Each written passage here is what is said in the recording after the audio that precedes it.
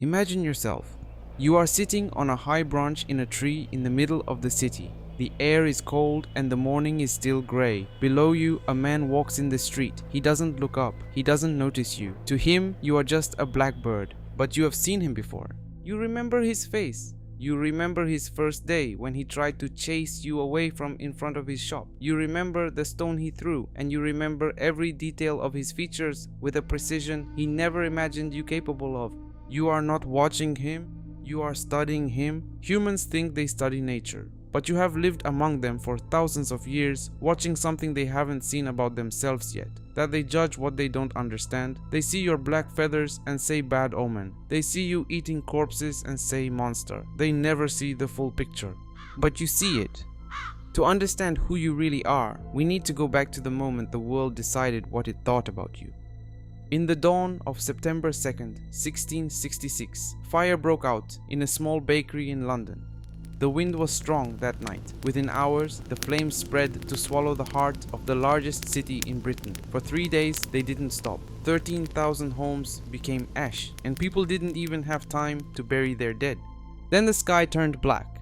Not from smoke this time, from wings. Flocks of crows descended on burning London. They came for the corpses. They started with the eyes, then moved to the brain. People who had lost their homes and their loved ones looked up and saw blackbirds eating those they loved. And this scene carved into human memory an image that has not faded to this day. But you were not doing anything strange.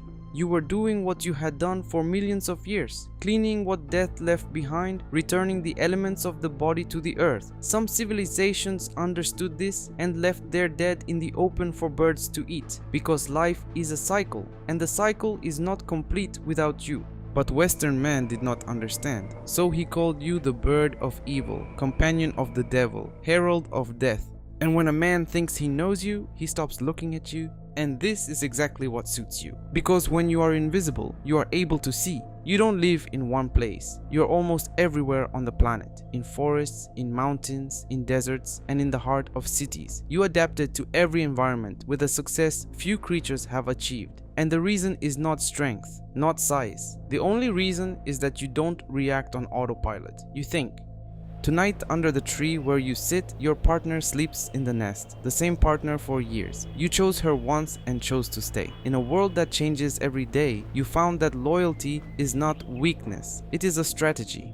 While you guard her, you watch the street, and in your mind there is a complete map of the city, where the food is, where the danger is, who is friend and who is enemy. And under every large stone in this park, you hid food. You don't need a piece of paper. You don't need a phone. You need only a memory more precise than anything they imagine. But memory is not the smartest thing about you. On one autumn day, you found food at the bottom of a narrow tube. You tried your wing first and couldn't reach it. You looked around. You saw a straight piece of wire. You took it in your beak and pressed the end against the ground until it bent. It became a hook. You inserted it into the tube and pulled out the food. No one taught you this. You had never seen it before. It came to you in that moment. Then you moved on to test another idea. This is the thing humans don't understand about you. You don't only respond to what is happening. You imagine what hasn't happened yet. You build a solution in your mind, test it internally, then execute it. Scientists at Oxford watched this and published papers about it. They said this behavior resembles what humans did in the Stone Age when they made their first tools. You make your tools and carry them with you. And what carries you even further is what you understand about others. At the University of Washington, a group of students once captured you for a study. They weighed you, measured your wing, marked you, and then released you. The next day, when one of them passed under your tree, you screamed. You alerted the group, and every time any of those students walked through the campus in the months that followed, you attacked them. All of you. Even the crows that weren't there the day of the capture learned the faces from your descriptions. This lasted 7 years. Even after the students graduated and came back to visit, you remembered them. But you also remember who fed you, who extended a hand without fear, who sat beside you without wanting anything, and those memories stay too. The irony is that you are the creature that has understood humans most throughout history. In Norse mythology, Odin sent 2 ravens to roam the world and return with news. The Haida in North America said the crow stole the sun and the moon and the stars and placed them in the sky. And in the Quran, it was the crow that taught the first human how to bury the dead, a creature humans learned from. But humans forgot this and kept only the image of bad omen. And now you stand at a strange point in history. The cities humans built have become your ideal environment. The garbage they throw is your food. The towers they erected are your nests. You are not a loser in the human world. You are a winner. And the true winner doesn't need to be acknowledged. Scientists today say your intelligence exceeds what you need to survive. You don't need all this intelligence to find food, but you carry it. You use it for play, for curiosity, for solving puzzles that serve no purpose, for exploring what doesn't need to be explored. Exactly as humans do when they write poetry and paint paintings and solve mathematical problems no one needs. And here stands the question that no one has answered yet.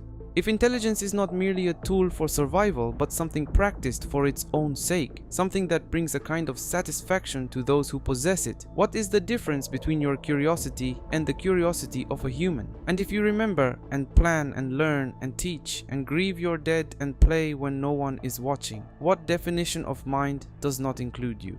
The man who walked under your tree this morning doesn't know you saw him, doesn't know you remembered his face, doesn't know you have already decided whether he is a friend or not. He walks and thinks about his day, and you sit and think about him. The question is, who is studying whom?